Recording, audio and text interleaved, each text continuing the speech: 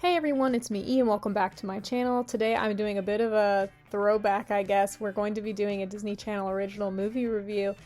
I reviewed all 109 Disney Channel original movies that had come out last summer in 2020, but 3 new Disney Channel original movies were released in 2021, so we're going to be covering them in this video, so let's jump into it. The first Disney Channel original movie that came out this year was called Spin. It's about an Indian girl who is very into math and science and programming. She's a coder, and she works at her father's Indian food restaurant. Her mother had this musical side, but she's passed away, and this girl, Rhea, does not think that she's musical at all, but throughout the course of the movie, she finds out that she does have music in her, and it comes out in the form of DJing, spinning, remixing, whatever. So the opening cinematography was really good, and the set dressing or set design was really good. However, I will say, like, all of the extras or non-main cast actors were very cheesy, including the young version of Rhea. The only thing I will say is that the child actress that they chose to play the young Rhea really looked the part and was believable, like that she would grow up into the protagonist that we know. But it was a very brief scene, so her poor acting but good face casting was kind of irrelevant. The scene transitions in this movie were very abrupt. So Rhea has this love interest named Max. Of course, his name is Max. That's like a classic Disney Channel original movie guy name. But they'll be having a conversation in a cafe, and suddenly, like mid-conversation, they're going to be walking down a sidewalk. Mid-conversation, they're in a park. And it's not like the conversation is changing. It's like literally, he'll ask her a question at the cafe. She answers it walking down the street. It's very weird, like, it's like they were just like, this is getting boring just having them sit at the cafe. We need to set them out on a street to talk. But it's like they didn't do enough with the dialogue to make it actually make sense. And this happens multiple times. It's like they're teleporting to different locations. So Max is a DJ, and he's the one who teaches Rhea how to DJ. And she's helping him work on this song for a school fundraiser called the Festival of Color. Now, this Festival of Color fundraiser, it like is so overproduced. The fundraiser in and of itself looks like it probably costs like thousands of dollars to just put on this event. And it makes me wonder, like, how much money did they actually get in proceeds from this? Because like they would have had to offset a lot of cost to put this thing on, because there's like this big fancy stage and it just looks really, really fancy. So that was kind of unrealistic. Anyway, basically at the Festival of Color, Max does not credit Rhea for helping him create the song. And basically, Rhea made the song pretty much all by herself. Like, he did not give much input. Like, she made the song what it was. And she confronts him about it. Up to this point in the movie, Max has shown us that he really cares about Rhea. He enjoys spending time with her. And that he has insecurities about his DJing. That his mom doesn't think he's good enough. And throughout the movie, Rhea's friend Ginger, who is like this hyper student council, social media influence girl, she's putting Max down and telling him that he's not good enough. So up to this point, we see Max as being this kind of sensitive kid. But all of a sudden, and I mean all of a sudden, at the Festival of Color, when Rhea confronts him about not crediting her with helping him with the song, he like is like, no, I'm the musician, I'm the artist, you're just like my little helper, and basically you're overreacting. And for the rest of the movie, that's the way he acts. It was a total 180, not foreshadowed, came totally out of nowhere, and is out of step with the characterization that they showed of Max up to that point in the movie. So I was really disappointed with the writing. Also, something else that doesn't make sense is that, like, when Rhea's at this dramatic low point in the movie, which is not really that, there's not that much gravitas to it. She's just nervous because she's, I don't know, she's going to be entering this DJ competition, and her grandma suddenly shows her a box of her mom's stuff, and it's like, Rhea should have seen that stuff a long time ago. Like, why is her grandma only bringing it out now? Just for, like, plot reasons, but it doesn't make any sense in real life.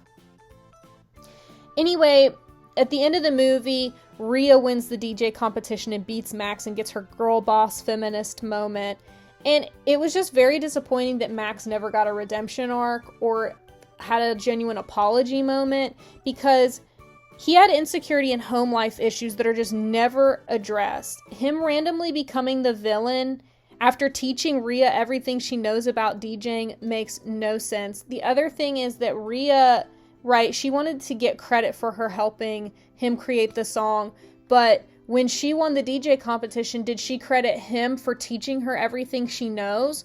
No. So I'm just saying that making Max this like unredeemed villain is nonsense. And yes, he should have credited Rhea for helping him with the song, but it's also, it could have been an honest mistake. So here are two options for a rewrite of this movie. One is that Max does give her credit at the Festival of Color, and Ginger, this girl who's been all throughout the movie belittling him, tells him, yeah, and thank God she helped you because it would have been trash without her. And he has to deal with his insecurities for the rest of the movie, and maybe the conflict between him and Rhea is him trying to convince her not to compete in the DJ competition because he's afraid of losing to her. That would have been a good plot conflict. The other rewrite would have been simpler. At the DJ competition, Max is given the win, and he admits that the song that he won with was really Rhea's song, and he says her song was better anyway, she deserves the win, and he gives all of the prizes to her instead, and that's their redemption. And Rhea can have a moment of saying, you know what, I never properly thanked you either for teaching me everything I know about DJing. And music is something that is collaborative, and we should focus on that too. Anyway, I think either of those would have been a better ending. The final thing I'll say about this movie is it obviously has a classic Disney Channel original movie pacing problem. The beginning of the movie is incredibly slow, which is probably why Max didn't get a redemption arc in the end, is because they just didn't have time for it after all of the time wasting they did at the beginning of the movie. But the other thing is that it's a movie about music, and honestly, all of the music in this movie sounds like royalty-free music that you would hear in a YouTube video, like maybe what you're hearing now. So I would say that definitely this movie's skippable. It's really not good writing, and the music stinks. So I'm going to give the story a 3 out of 5. The acting gets a 3 out of 5. The lesson gets a 2 out of 5. The lesson being about, like, finding your passion or whatever, but I just think that the lesson's obscured by the bad writing. Enjoyability gets a 4 out of 5. The songs will get a 2 out of 5 because Rhea's song at the end is quite good, but that's really the only remarkable song in the movie. And so at the end of this video, I'll say where I think that this movie would slot into my overall ranking of all Disney Channel original movies.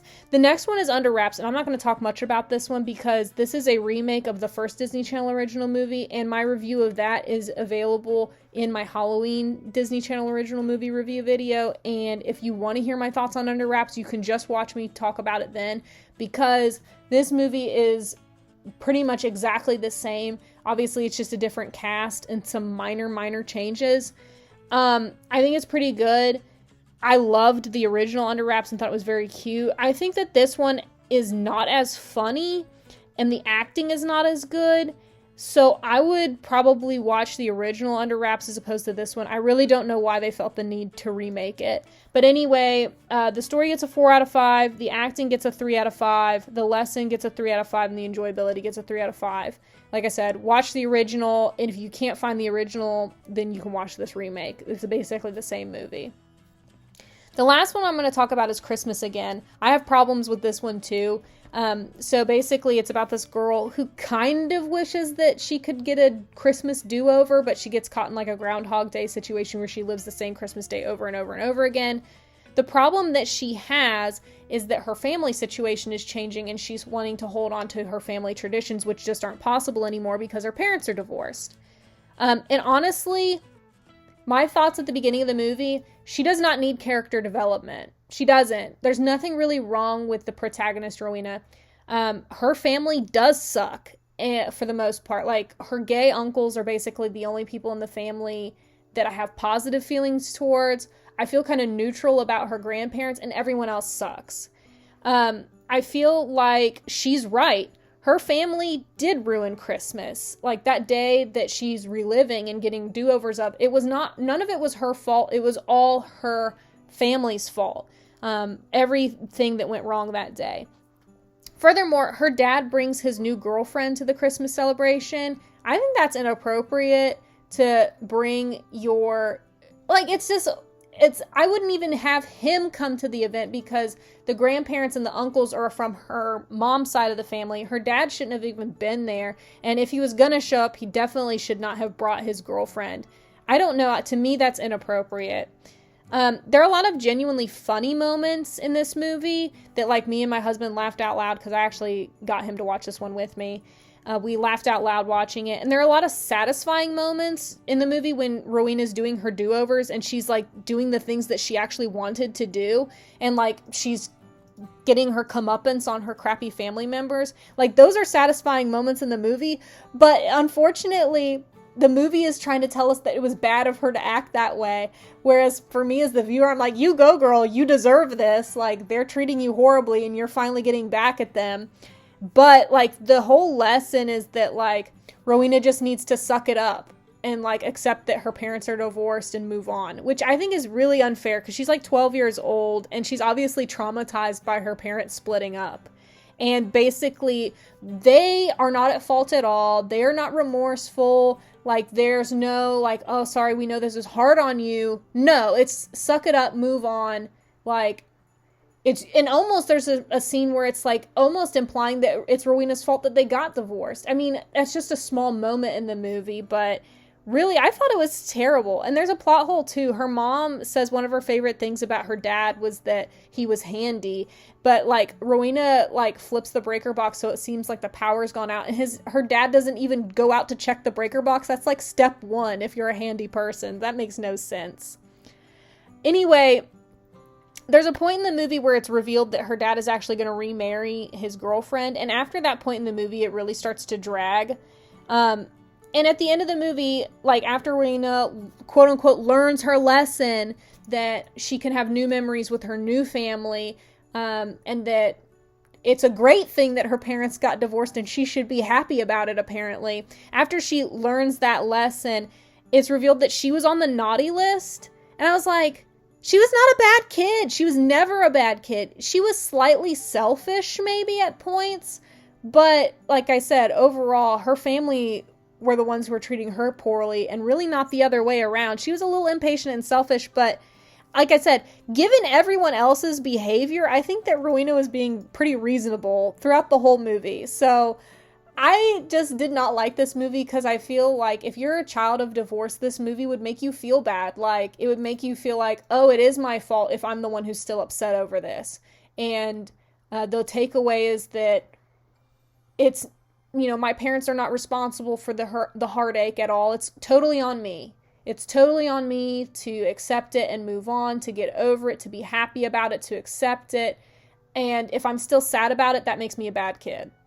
Like, what is that? That's horrible. Under Wraps has a divorce storyline too, with a kid trying to accept his new, you know, step-parent figure. And it's handled much better in Under Wraps than it is in this movie.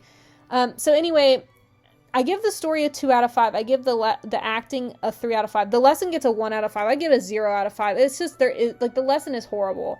But the enjoyability is a 4 out of 5 because, like I said, there's some really funny moments and satisfying moments throughout the movie. So that is my review of those 3 movies. So let me tabulate the numbers here, and I will let you know where they would slot into my overall ranking. So give me a moment, and I'll be right back with the results. Okay, so after tabulating, here are the results. Christmas Again is going to wind up coming in at number 93 overall on the total list of Disney Channel original movies. It's going to slot in between The Sequel, which is ranked slightly above Christmas Again, and above Jump In. So that's where Christmas Again winds up with a overall score, I think, of 2.5, and then I gave it a tiny bonus so that it would slightly beat Jump In. The next one would be Spin. It's going to come in at number 82 with an overall score of 2.8, and it's slotting in between Go Figure and Scream Team. I think I liked it a little bit better than Scream Team, but it's not quite as good as Go Figure. And then finally, Under Wraps, it comes in at number 75 with a score of 3.25. It didn't get any like rewatch bonuses because I think I gave a rewatch bonus to the original Under Wraps, and I would rather watch that than this.